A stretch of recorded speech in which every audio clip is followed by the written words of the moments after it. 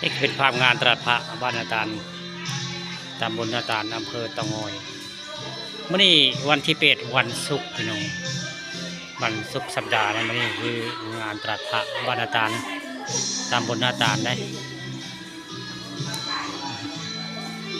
โอ้เสียนพระผู้เฒ่าก็มีในบ้านนาตาลเนาะ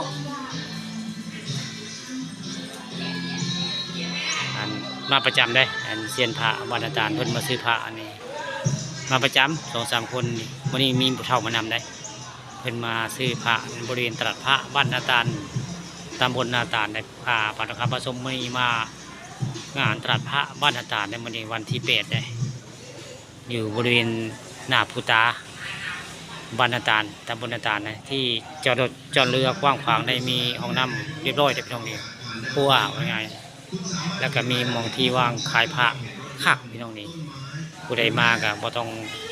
เอาโต๊ะเก้าอี้มาแต่เฮือนไว้มาเลยมาวางขายของได้เลยอยู่บริเวณตลาดพระบ้านนาตาลตำบลนาตาลอำเภอเตางอยเลยผู้ค้าปานคำผสมก็มาเศร้าได้มื้อนี้มางานตลาดพระบ้านนาตาลตำบลนาตาล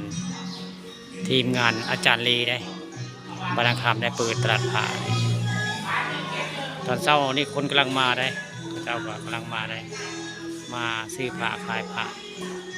อยู่บริเวณตลาดพระบ้านนาตาลตำบลนาตาลวันที่8ของวันศุกร์สัปดาห์แล้วมัน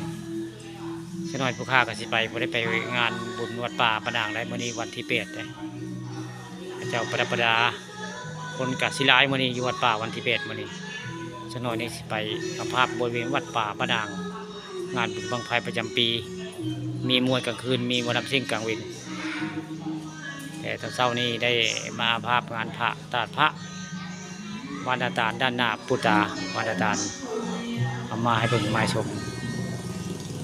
ผู้ค้ามาประจำง่ายมางานตลาดพระบ้านนาตาลแต่ตอนนี้ก็เซียนพระเพิ่งกำลังมาได้ตอนเช้ามื้อนี้เซียนพระกำลังมาจะน้อยที่ก็ชิมมาลายกว่าเก่าได้เซียนพระนี่ตอนนี้ยังเศร้าอยู่พี่น้องยังเศร้าคนกำลังมาได้งานตลาดพระบ้านนาตาลตำบลนาตาลอำเภอเตางอยอยู่เส้นทางไปพาแดนเตางอยได้นี่เรียกว่าด้านหน้าปูตาบ้านนาตาล